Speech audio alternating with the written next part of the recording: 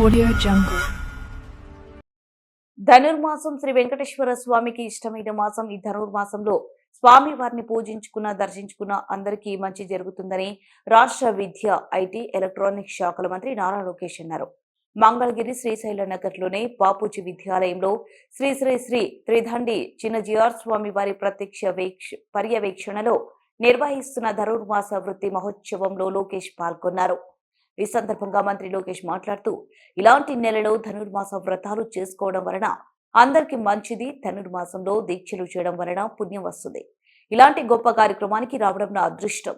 ఈ రూపంలో స్వామివారి ఆశీస్సులు నాకు కూడా దక్కాయి. ఇటువంటి దైవ కార్యక్రమాలు నిర్వహించడం వలన యువతకు కూడా ఏ నెలలో ఎటువంటి కార్యక్రమాలు నిర్వహించుకోవాలో అవగాహన పెరుగుతుంది. ఇటువంటి కార్యక్రమాలు నిర్వహించడం వలన అందరూ సుఖ సంతోషాలతో ఉంటాము. మంగళగిరిలో ఉన్న శ్రీ లక్ష్మీ నరసింహస్వామి దేవాలయంలో కొండపైన ఉన్న పానకాల నరసింహస్వామి విజయకీలాద్రి క్షేత్రం ఇటువంటి ఆలయాలను ధనుర్మాసంలో దర్శించుకోవడం చాలా మంచిది.